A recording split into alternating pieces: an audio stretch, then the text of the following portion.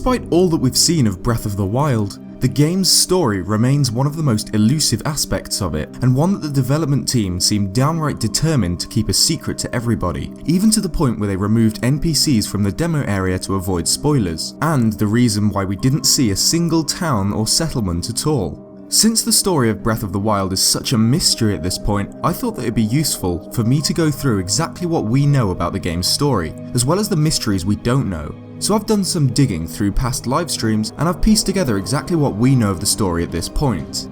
This is what could be considered a post-apocalyptic Zelda. It's set 100 years after a monstrous event wiped out most of civilization, and it's Link's job to find out what happened and what he can do to save the world. So without further ado, let's get into what we know of the story. Breath of the Wild begins with the words, "Open your eyes" from a strange voice. Open your eyes. Before Link wakes up from a long slumber in what appears to be some sort of cryogenic pod that has apparently kept him in stasis. This room is called the Shrine of Resurrection. In this room, he finds an item called the Sheikah Slate, a technological wonder and ancient Sheikah artifact. It's a tablet that can do all sorts of things we'll see later. Link finds a set of worn equipment in the shrine, a set of shirt and trousers that was apparently made long ago and is coming apart. It's described as surprisingly comfortable, but a little too small, so perhaps these were Link's clothes before his sleep, during which he's grown. He then leaves by using his Sheikah Slate as a sort of key card, authenticating his exit. The mysterious voice speaks again, calling Link the light that must shine on Hyrule once again. Outside of the Shrine of Resurrection, Link meets an important character, a mysterious hooded old man. This man mentions that he's been here for some time, alone, and informs Link that they're in the Great Plateau, the birthplace of the Kingdom of Hyrule. He shows Link the Temple of Time, which is now in ruins after the decline of the kingdom. The voice again speaks to Link, telling him to follow his Sheikah Slate to a point marked on the map.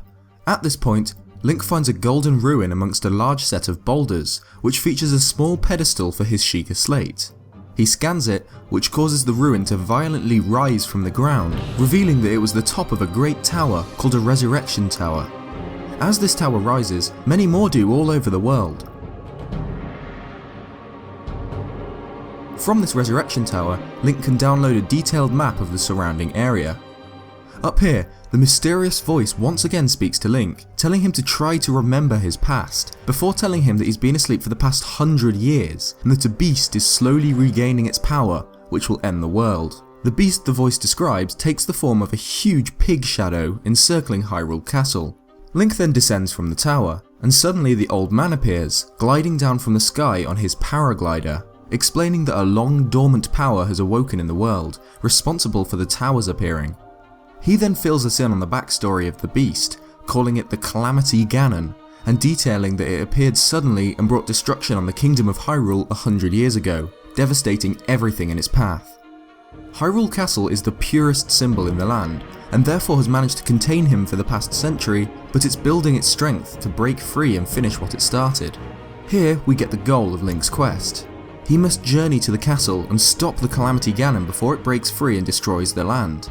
However, to do this he must overcome the first obstacle in his way, the Great Plateau itself. To drop from the edge of this plateau to the rest of the world would cause certain death, so the old man offers him his paraglider in return for treasure from the shrines that activated when the Resurrection Towers did. Shrines are dotted all over the world, 100 or more of them, and serve as challenges from the gods set by Sheikah monks. These monks work in the name of the goddess Hylia, and test the will of the hero who desires to defeat Ganon. For completing a shrine, Link will receive a spirit orb. After completing his first shrine, the old man will appear to Link on his paraglider. He says that the appearance of the towers and the awakening of the shrines is somehow connected to the Sheikah Slate. He also details more on the history of the Sheikah in this game, that they were an advanced civilization who inhabited the lands, saving the land time and time again with their power and their wisdom. However, it's said that they disappeared long ago, but it's interesting that something of them might remain in shrines like this.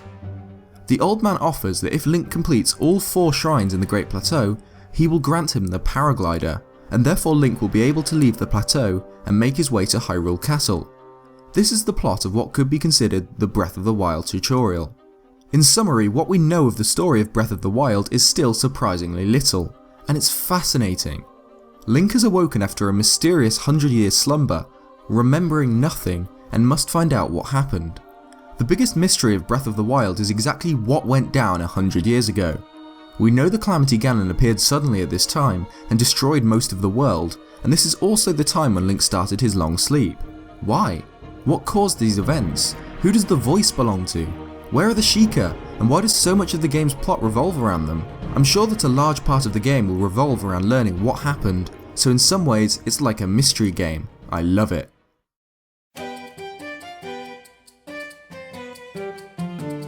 Thanks for watching this video. What do you guys think about the story so far of Breath of the Wild? Leave it in the comments below. Cheers guys, and I'll see you next time.